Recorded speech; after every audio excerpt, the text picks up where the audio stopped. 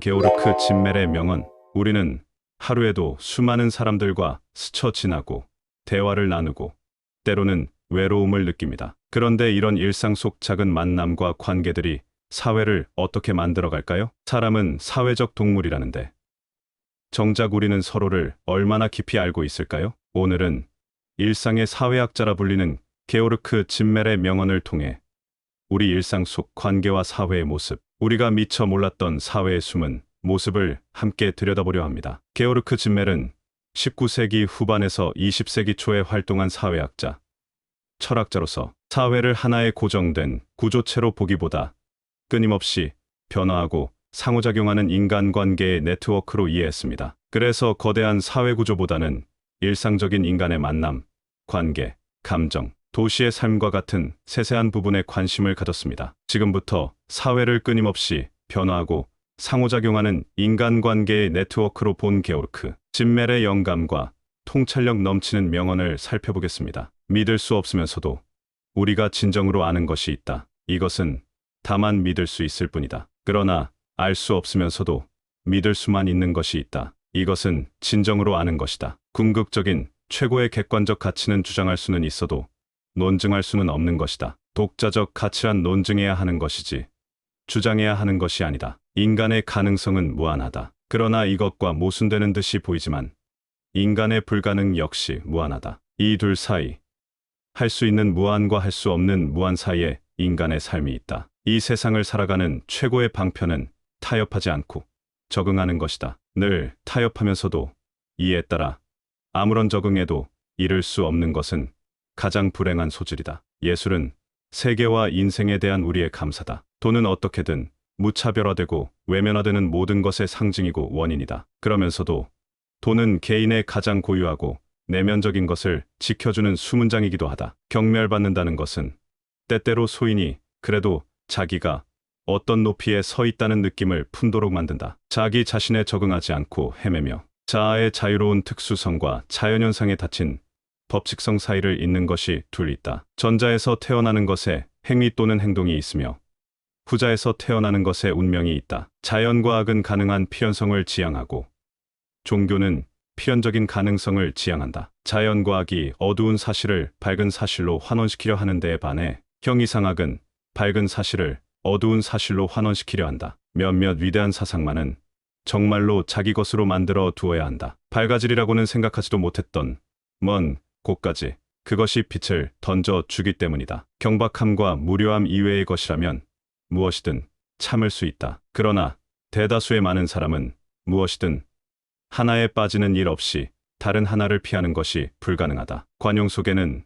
늘 자부심이 있다. 그대가 굳이 아니라고 하더라도 그렇다고 한 것과 동일한 집안에 서는 것이다. 그러나 만일 그대가 그를 너그럽게 용서한다면 그대는 그의 은인이 된다. 교육은 불완전한 것이 보통이다. 그 각각의 작용에 따라 두 개의 대립하는 경향, 즉 해방과 속박에 봉사해야 하기 때문이다. 단순히 생존을 위한 투쟁이 좋든 싫든 향상을 위한 투쟁이며 생존의 개념이 보여준다고 생각되는 단순한 동의관계가 아니라 오히려 승리, 격동, 우월에 의해서만 도달할 수 있다는 사실은 생물 진화에 있어서의 경이다. 더욱 높아지려고 노력하는 정신적인 인간이 무엇보다 먼저 회피해야 할 것은 사물을 자명한 것으로서 받아들이는 것과 편애하는 것이다. 마치 순간순간이 궁극의 목적인 것처럼 그와 동시에 어떤 순간도 궁극의 목적이 아니고 각각 한층 높은 것 혹은 가장 높은 것에 대한 수단에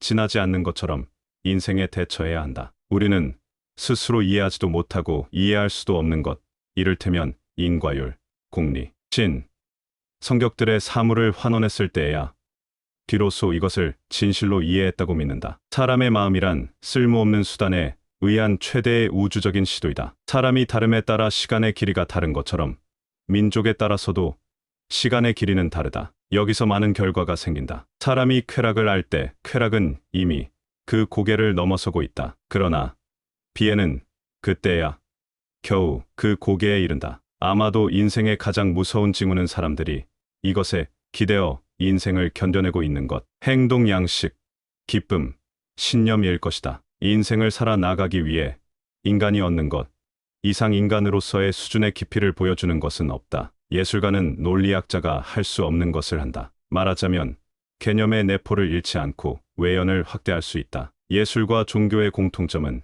그 대상을 되도록 가까이 하기 위해 이것을 되도록 멀리하는 것이다. 예술은 세계와 인생에 대한 우리의 감사다. 이 둘이 우리 인식의 감각적이고 정신적인 파악의 형식을 창조한 뒤 우리는 그 힘을 빌어서 비로소 지금 한번 하나의 세계와 하나의 인생을 만들어내 그들에게 감사하는 것이다. 예언자나 지도자들이 말하거나 소망한 대로 이 세상에 이루어진 적은 한 번도 없었다. 그러나 예언자나 지도자가 없었다면 전혀 아무것도 행해지지 않았을 것이다. 오만한 사람에게는 자기 가치의 절대적인 높이만이 중요하며 허영심이 많은 사람에게는 자기 가치의 상대적인 높이만이 중요하다. 오직 모든 인간뿐 아니라 나아가서는 모든 사물까지도 자기 목적인 것처럼 다루는 것. 이것은 하나의 우주적 윤리를 줄 것이다. 우리가 의무를 지닌 것에 대해 권리를 갖지 않는 것이 있다면 그것이야말로 도덕에 있어서의 참다운 위대한 비극이다. 교회는 초월계를 세계에 이끌어 들이려는 것이며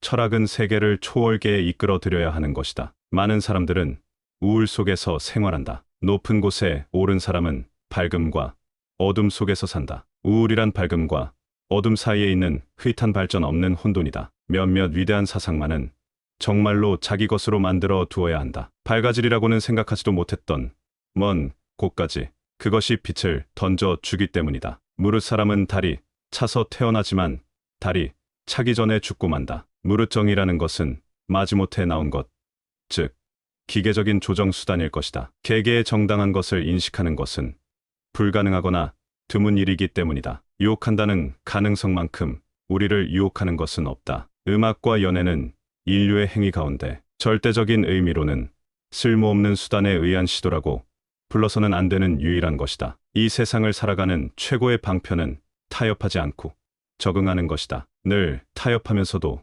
이에 따라 아무런 적응에도 이를 수 없는 것은 가장 불행한 소질이다. 인간은 문제 자체에 도달하더라도 해결 자체에는 도달하지 못하는 존재이다. 이것은 인간이 미래를 정확하게 아는 것처럼 행동하지 않고는 못 배기면서도 한 걸음 앞선 것도 정확하게 알지 못하는 존재라는 사실 때문이다. 인간은 방랑에 대한 동경과 고향에 대한 동경을 가지고 있다. 인간은 실로 굶주린 생물 그 자체이다. 동물은 먹었을 때는 배부름으로 만족한다. 인간은 찾는 존재다. 물을 때도 대답할 때도 찾는다. 인간을 이념으로 끌어올릴 수는 있으나 이념을 인간으로 끌어내릴 수는 없다. 인간의 본질과 특징은 그 절망이 존재하는 데에 있다. 인간이 자기의 운명을 충족시킬 때 이념적으로 규정되어 있고 또한 자기의 가능성으로 보아 당연히 할 수 있는데도 행하지 않는 경우가 있다. 그러나 이것도 또한 자기의 운명을 충족시키는 하나의 방법이다. 젊은이는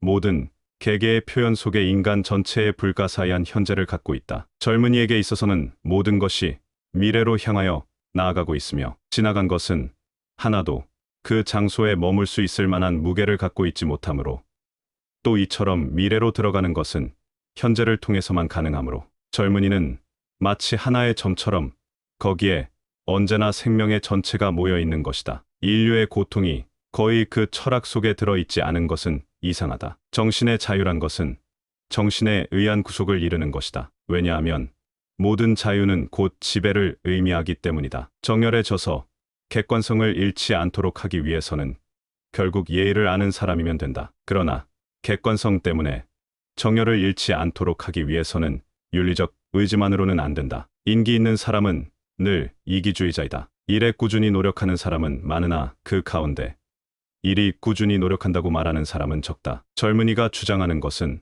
옳지 않다. 그러나 그들이 주장한다는 자체는 옳다. 자기 자신에 적응하지 않고 헤매며 휴식을 모르는 존재야말로 인간이다. 이성적인 존재이기엔 너무 많은 자연을 지니고 있고 자연적인 존재이기엔 너무 많은 이성을 지니고 있다. 어떻게 해야 할까? 자아의 자유로운 특수성과 자연 현상에 닫힌 법칙성 사이를 잇는 것이 둘 있다. 전자에서 태어나는 것에 행위 또는 행동이 있으며 후자에서 태어나는 것에 운명이 있다. 천재는 최고의 비인격적인 존재인 동시에 최고의 인격적인 존재로 우리 앞에 나타남으로써 인격적인 것과 비인격적인 것이 아직 나뉘지 않은 존재의 층에서 태어났다는 것을 암시한다. 진실한 죄과는 결코 속죄되는 것이 아니다. 그것은 시간적으로 고정된 어떤 순간과 형이상학적인 무시간적 삶의 통일 사이에 도저히 끊을 수 없는 관계를 나타내고 있는 것으로서 이 관계는 그 후에 어떤 순간으로도 움직일 수 없는 것이다. 모든 죄는 신에 대한 죄라는 말은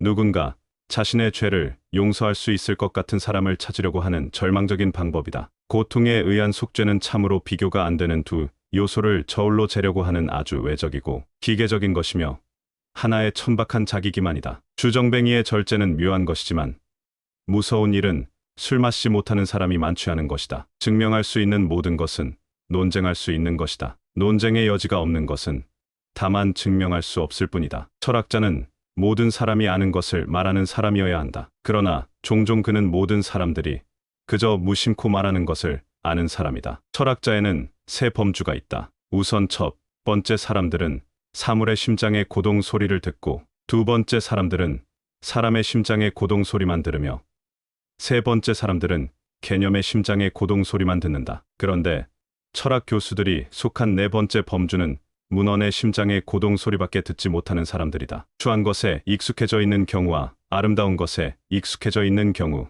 어느 것이 인간의 비열함을 더 많이 나타낼까? 나는 알 수 없다. 행복이란 높은 정신력이 낮은 정신력에 의해 괴롭힘을 받는 일이 없는 경지이며, 안일이란 낮은 정신력이 높은 정신력에 의해 괴롭힘을 받는 일이 없는 경지를 말한다. 이상과 같이 게오르크 짐멜의 명언을 알아보았으며, 짐멜 사상의 특징과 주요 주장은 사회적 상호작용, 근대성에 대한 비판, 돈의 철학, 양면성을 들 수 있습니다. 짐멜 사상의 특징과 주요 주장, 사회적 상호작용. 사회란 거대한 고정 구조물이 아니라 개인 간의 상호작용의 결과로 이루어진다고 봤습니다. 이를 사회적 형태와 사회적 내용이라는 개념으로 설명했습니다. 여기서 형태는 인간관계의 방식, 즉 경쟁, 협력, 지배 등이고, 내용은 그 관계가 형성되는 구체적인 이유, 즉 사랑, 돈, 권력 등을 의미합니다. 근대성에 대한 비판. 근대 사회에서는 개인의 자유는 커졌지만 동시에 고립과 소외도 심화된다고 봤습니다. 특히 도시 생활은 익명성 속에서 자유를 주지만 동시에 인간관계를 피상적으로 만든다고 지적했습니다. 돈의 철학. 돈의 철학에서는 돈이 인간관계를 매개하는 현대사회의 상징이자 인간 가치의 상대화를 가져온다고 분석했습니다. 돈은 모든 것을 교환 가능하게 만들어 고유의 의미나 가치를 약화시키며 인간 소외를 촉진한다고 했습니다. 양면성. 짐멜은 사회현상이나 인간의 감정에 항상 상반된 양면성이 공존한다고 봤습니다. 예를 들어 사랑에는 애착과 질투, 자유에는 고립이 동반된다는 것이 그것입니다. 짐멜 사상에서 배울 점. 일상의 중요성 인식. 거대 담론이나 구조적 분석에만 집중하지 말고 사람들의 일상적인 만남, 대화, 행동, 감정을 통해 사회를 이해하는 태도를 가져야 한다는 것입니다. 근대성의 양면성 자각. 근대화와 자유의 긍정적인 면 뿐만 아니라 고립, 소외, 피상적 관계 같은 부정적 측면도 함께 인식해야 한다는 점입니다. 관계의 다양성과 형태적 분석, 경쟁, 협력, 지배, 복종 등 인간관계의 다양한 형태를 읽어내고 그 속에 숨은 의미와 맥락을 고민해 볼 수 있습니다. 인간 존재의 복잡성 인정. 인간의 감정, 관계, 사회 현상이 단순하지 않고 항상 복합적이고 양면성을 지닌다는 점을 인식하는 것이 성숙한 사회 이해로 이어진다는 것입니다. 이제 게오르크 짐멜의 명언과 그의 주요 사상을 정리하면서 마치려 합니다. 게오르크 짐멜은 사회란 개인 간의 끊임없는 상호작용의 결과라고 보며 일상과 미세한 인간관계, 근대성의 양면성을 탐구한 사회학자입니다. 그의 사상은 거대한 이념보다 지금 여기에 인간을 보고 관계를 읽어내자는 점에서 오늘날에도 여전히 유효하다고 할 수 있습니다. 게오르크 짐멜이 말한 사회란 거대한 구조물이 아니라 사람들의 만남과 대화, 그리고 때로는 충돌 속에서 만들어지는 것이라 했습니다. 어쩌면 우리의 삶도 그렇게 매일의 작은 인연과 감정들이 모여 만들어지는 게 아닐까요? 우리가 게오르크 짐멜의 명언을 통해서 일상을 되돌아보는 계기가 된다면 보다 나은 변화된 삶을 살아가게 될 것입니다. 지혜 오브 유튜브에 구독과 좋아요는 저에게 큰 힘이 됩니다. 감사합니다.